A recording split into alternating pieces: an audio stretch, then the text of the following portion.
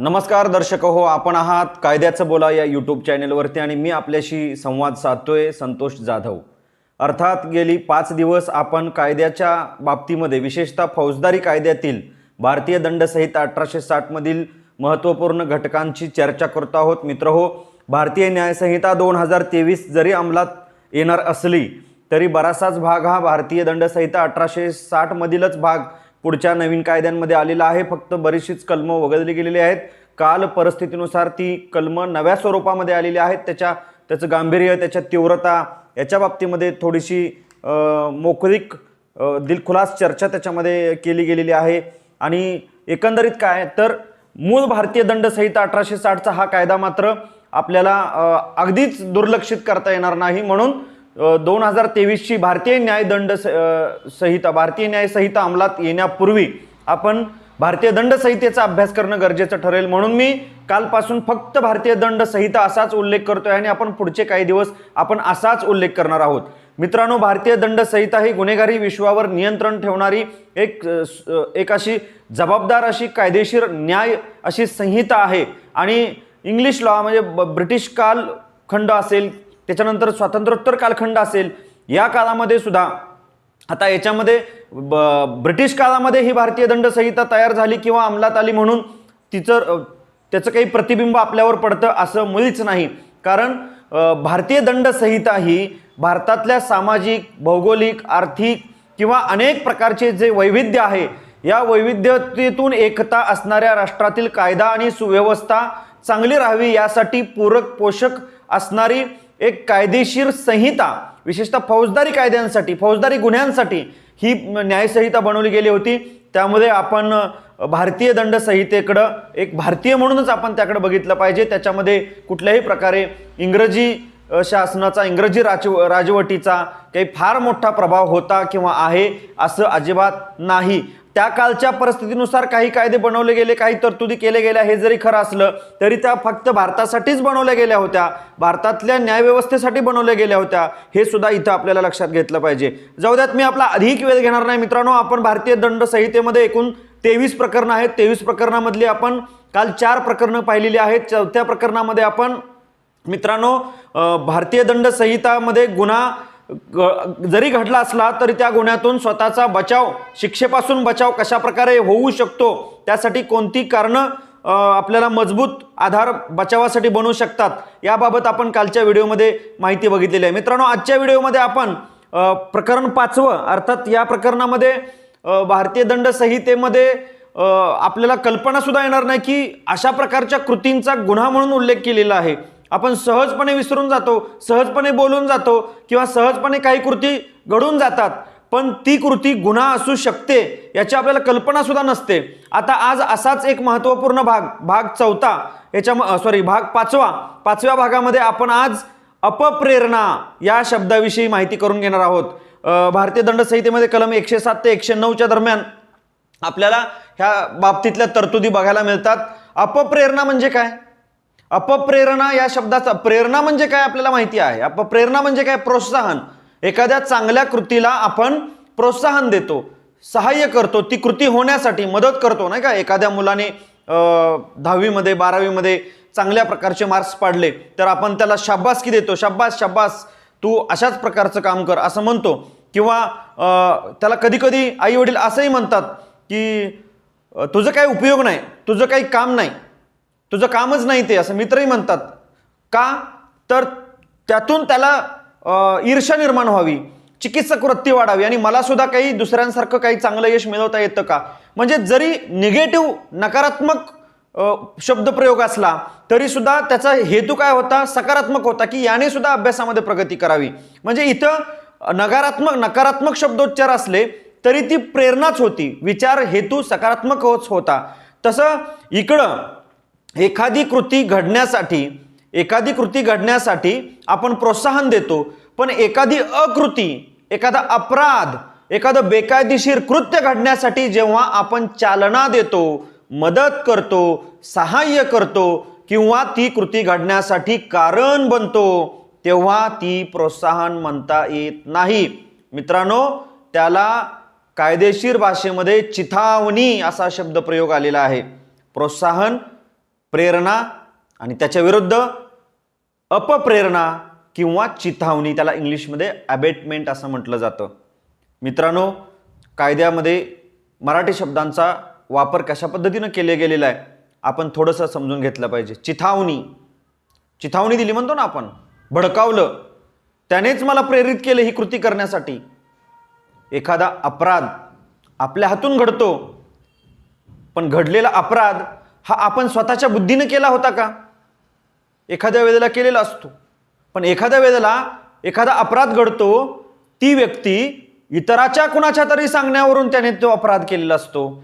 अशा वेळेला त्या व्यक्तीला अपप्रेरणा दिली गेली आहे किंवा त्याला चिथावणी देण्यात आली आहे. त्याला अवैध, बेकायदेशीर किंवा अपराध करण्याची जी कृती आहे, अपराध मानली गेलेली जी कृती आहे, ती कृती करण्यासाठी त्या व्यक्तीला प्रेरित केलं गेलं आहे. अर्थात भारतीय दंडसंहितेमध्ये या शब्दाचा फार मोठा व्यापक असा अर्थ आहे. आता चिथावणी, चिथावणी म्हणजे काय समजलं तुम्हाला? की एखादी बेकायदेशीर कृती करण्यासाठी प्रोत्साहित करणे. आता प्रोत्साहित हा शब्दच वापरायचा नाही. एखादी बेकायदेशीर कृती करण्यासाठी अपप्रेरणा देणे किंवा बेकायदेशीर कृत्य घडण्यासाठी, अपराधी कृत्य घडण्यासाठी त्या व्यक्तीला आपण चालना देतो किंवा आपण ती कृती घडण्यासाठी कारण बनतो किंवा आपण एखादी कृती न करण्यामुळे सुद्धा अकृत्य घडायला किंवा अपराध घडायला मोकळीक निर्माण होते, त्याला सुद्धा आपण चिथावणी असंच म्हणतो. उदाहरणार्थ, एखाद्या बंगल्याचा सुरक्षा रक्षक बंगल्यावरती सुरक्षेचं काम करतो आहे. काही चोरांनी त्या बंगल्याच्या सुरक्षा रक्षकाला खाजगीरित्या भेटून सांगितलं की आम्ही आज त्या बंगल्यामध्ये चोरी करणार आहोत, तुझी मदत हवी आहे. आता सुरक्षा रक्षकाचं काम करणार आहे.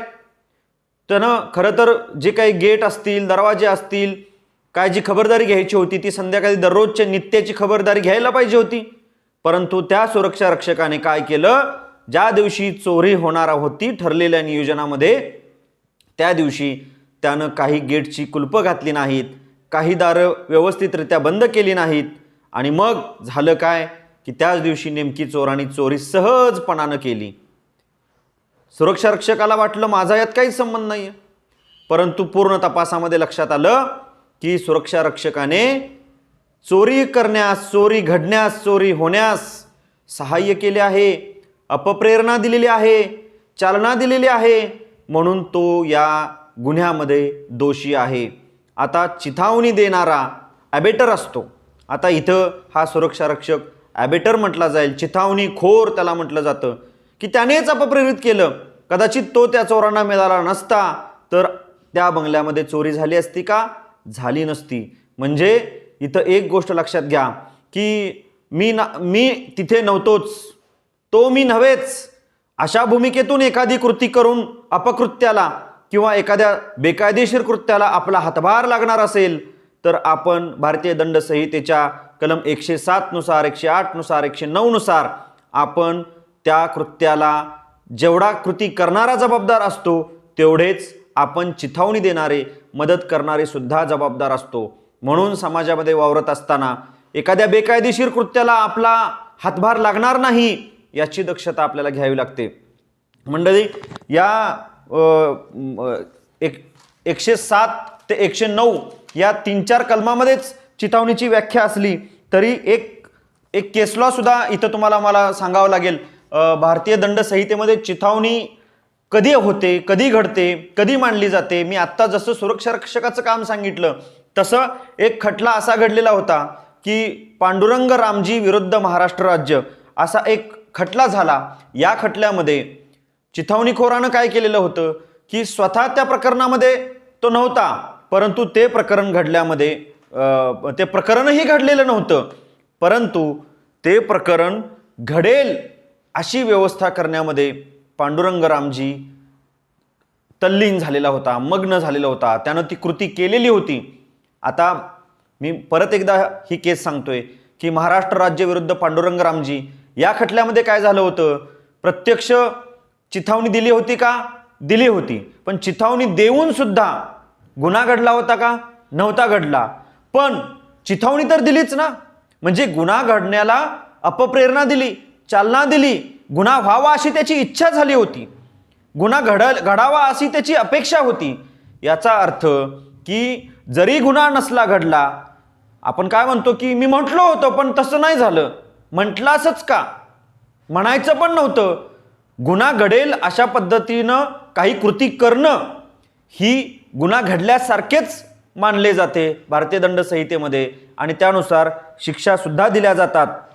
आता शिक्षा देत असताना फक्त भारतामध्ये, राज्यामध्ये, गावामध्ये अशा घटना घडलेल्याच्या बाबतीत नाही, तर भारताच्या बाहेर जेव्हा घटना घडतात, भारतात राहून भारताच्या बाहेर घडणाऱ्या घटनांना जरी आपण अपप्रेरणा दिली, समजा अमेरिकेमध्ये आपले काही लोक आहेत आणि आपण इथून व्हॉट्सॲप कॉल किंवा व्हिडिओ कॉल किंवा सोशल मीडियाच्या माध्यमातून आपण आपल्या देशाविषयी किंवा अन्य देशाविषयी, मित्र राष्ट्राविषयी काहीतरी चुकीचं गैर किंवा तिथं विद्वेष, विध्वंस निर्माण होईल, वितुष्ट निर्माण होईल, दोन राष्ट्रांच्या संबंधाला बाधा निर्माण होईल, अशा प्रकारची काही वाक्य, भाषा आपण जर आपल्या देशातून जरी इतर देशातल्या आपल्या किंवा अन्य कुठल्या नागरिकाशी अशा प्रकारची भाषा वापरली तरी सुद्धा त्याला कायद्यामध्ये शिक्षेची तरतूद करण्यात आलेली आहे.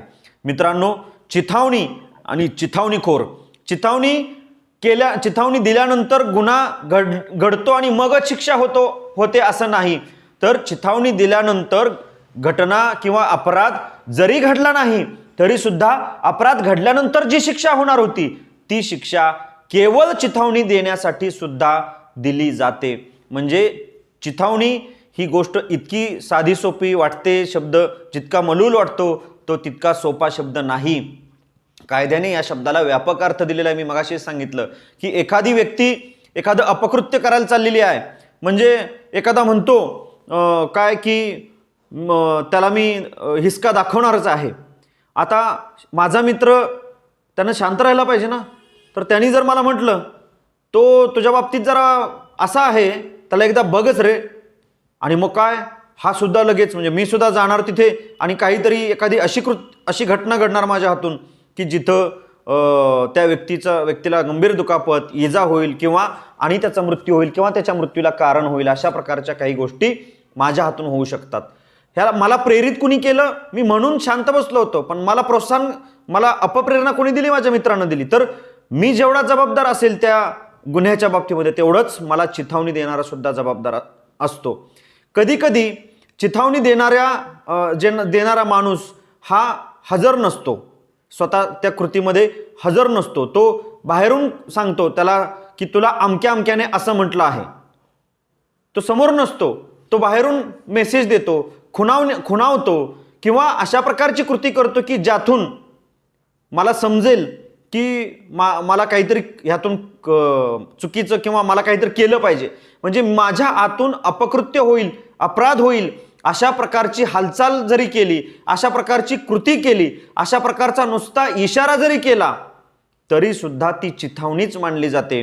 म्हणजे चिथावणी या शब्दाचा अर्थ किती व्यापक आहे बघा. प्रत्येक वेळेला मौखिक म्हणजे शब्दाचा प्रयोगच केला पाहिजे असं नाही, काही वेळेला चिठ्ठी पाठवून, पत्र पाठवून, सोशल मीडियामधून मेसेज पाठवूनच चिथावणी दिली पाहिजे असं नाही, तर बऱ्याच वेळेला खाणाखोणा आणि इशाऱ्यांनी सुद्धा चिथावणी दिली जाते आणि मग अपराध घडतो. असा अपराध घडवणारी व्यक्ती, ज्याच्या हातून अपराध घडतो ती, आणि ज्यानं अपप्रेरणा दिली ती व्यक्ती सुद्धा या कायद्यानुसार दोषी ठरवली जाते. मित्रांनो, म्हणून आपल्या सामाजिक जीवनामध्ये कुठलेही अपकृत्य घडत असताना, वाईट घडत असताना, चुकीचं घडत असताना त्याला विरोध कसा होईल किंवा ते थांबवता कसं येईल यासाठी प्रयत्न करायला पाहिजे. आपण चुकीचं घडत असताना त्या ठिकाणी जरी नुसतं उभं राहिलो, बघत राहिलो, काहीच, मगाशी मी म्हटलं की कृती न करणे म्हणजे सुद्धा चिथावणीच असते. म्हणजे एखाद्याच्या बाबतीमध्ये काहीतरी घडायला लागलेलं आहे, वाईट घडायला लागलेलं आहे आणि मी काहीच करत नाही, मी बघायला लागलो फक्त, तरी सुद्धा ती चिथावणी मानली जाते. म्हणजे आपण या समाजामध्ये जबाबदार घटक, या देशाचे जबाबदार नागरिक म्हणून अशा प्रकारे कायदा सुव्यवस्था राखण्यासाठी जी मूलभूत कर्तव्ये सांगितलेली आहेत भारतीय राज्यघटनेमध्ये, त्या मूलभूत कर्तव्याचा पुरेपूर आपण वापर केला पाहिजे किंवा ती कर्तव्य पार पाडली पाहिजेत. अशा अपराधी घटना घडत असतील तर तिथं आपण पोलिसांना बोलवणं किंवा जबाबदार समाज घटकांना बोलवणं किंवा अशी कृत्य थांबवण्यासाठी विरोध करणं किंवा सक्षम यंत्रणांना कळवणं या प्रकारच्या कृती केल्या पाहिजेत. अन्यथा असं न करता आपण घडणारा गुन्हा बघत बसलो तर आपण सुद्धा त्या गुन्ह्याला जबाबदार ठरतो. म्हणून चिथावणी या शब्दाचा अर्थ असा व्यापक आहे, तो आपल्या सगळ्यांना समजला असेल अशी मी आशा करतो. आपण पुढच्या भागामध्ये आणखी काही फौजदारी दंडसंहितेतील फौजदारी कायद्याविषयीची आणखी काही कलमं अभ्यासणार आहोत. तुम्ही सर्वांनी चांगल्या प्रकारे या चॅनलला सबस्क्राईब करून प्रतिक्रिया दिलेल्या आहेत, लाईक्स व्ह्यूज वाढलेले आहेत. आपल्या सर्वांचे आशीर्वाद प्रतिक्रिया लाख मोलाच्या आहेत. अशाच प्रकारे माझ्या या कायद्याचं बोला या यूट्यूब चॅनलला अशाच प्रकारे प्रतिसाद देत चला. आजच्या पुरता आपण इथंच थांबूया. जय हिंद, जय महाराष्ट्र, जय शिवराय.